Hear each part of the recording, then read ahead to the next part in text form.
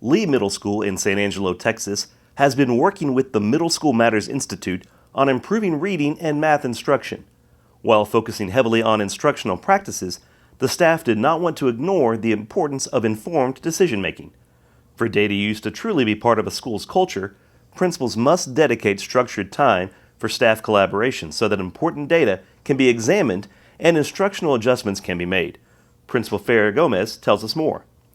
My name is Farah Gomez. I'm the principal at Lee Middle School in San Angelo, Texas. We have been going through vertical alignment here on the campus for the past 2 years. The first year, really the teachers had to understand kind of the concept of we have to come together more than just a grade level.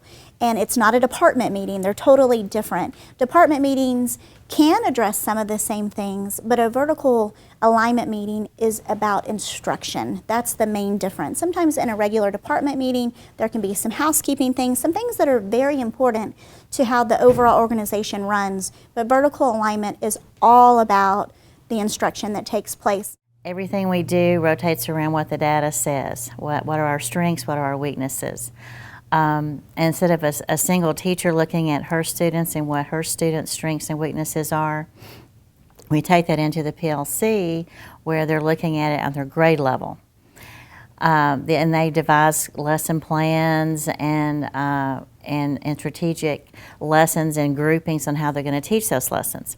Then you go into vertical teaming and you take that and you take it into the whole realm of these 3 grades, 6, 7, and 8, and you look at the data. And it's amazing to see the different trends. You might see that all 3 grade levels have a trend where measurement may be a weakness. So what are we going to do about that? What do we need to strengthen in the 6th grade for them to be stronger students in the 8th grade? At this vertical alignment meeting, you're going to see what we typically see in all of the meetings for vertical alignment. They're going to discuss the skills that are coming up during this current grading period.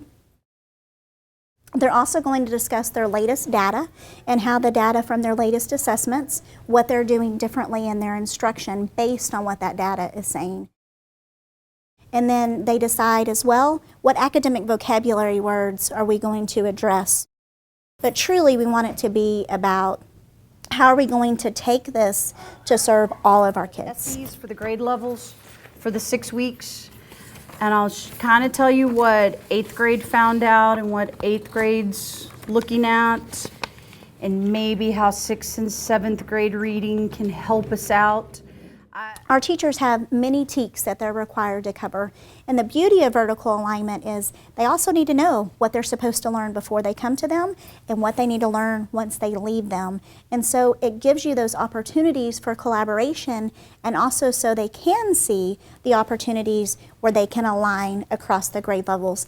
It also brings light to those skills that are only taught and expected to be mastered at certain grade levels, which have more importance. If they don't master it at that grade level and it's not revisited, that can cause major gaps down the road as the skills build and progress. So that's one of the most important outcomes for vertical alignment, is for them to come together, have a Zoom focus on the skills that they're doing that current 6 weeks and how those skills align. When we took our benchmark, and we can make some more copies of these, Miss Larimore put these together for us. We went through and we looked at the TEKs, and we pulled those that were below the 60%. And we noticed across the board 8.10, the expository, with main ideas, supporting details, logical order, whether it be in the paragraph, the passage, or across text. And what we noticed is that it's almost word for word the same, 6th and 7th grade. So our questions now that we have and what we want to start working on is, what do we need to do to make sure that our students are progressing? Well, no, what I'm wondering is it, okay, we summarized every single chapter in the book we just read.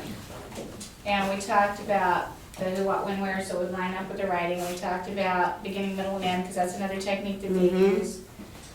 So are they able to do it when they get to 8th grade, but they can't talk about it? Because we're teaching them how to do it, but are we teaching them how to talk about it, I guess is the question. I think though the difference there is, like, that book was a fiction Oh, that's true. And the issue that we're seeing is in the They can't do it with expository. the That's what I see expository. as I walk through So they're, classrooms. yeah, okay, I got you, so they're not crossing over from this same skill can be used with expository. There's been a lot of collaboration. Before it was you were in your own classroom doing your own lesson plan.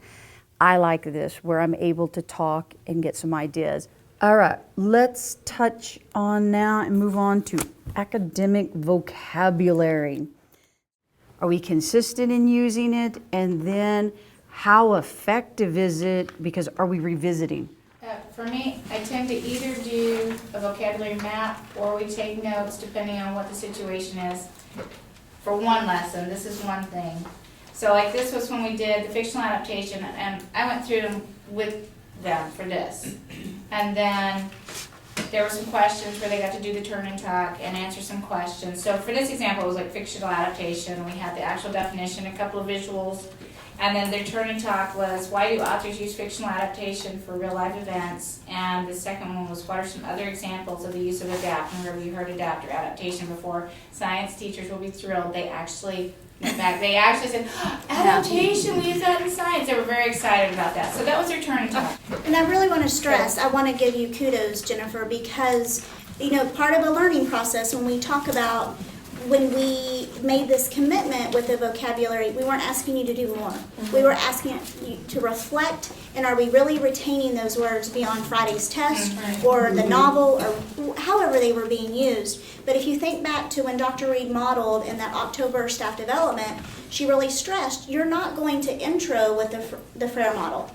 Okay, so that concept map piece is key. Then that way when they have the background, then they can take and have the application in the FRAIR model. And we're beginning to see more of that across the campus. I think what we're still missing though are those multiple exposures. How are we continually going back to those words so they retain them in long-term memory? It's not just for one specific grade or one specific core class. We're able to have those discussions with all grade levels, all core classes on how our strengths can help each other. So the conversations have been very intense, very well organized, and I think it's going to really make a difference in the long run with our students' success. During vertical alignment meetings, leaders guide and support teachers in using data to drive instruction. This establishes and communicates a strong commitment to evidence-based decision-making and promotes academic success for all students at Lee Middle School. It goes exactly with our campus mantra of they're not your kids or my kids, they're our kids, and that we all have strengths. We can't do it alone, but by splitting it up with a group, you can tap into each other's strengths.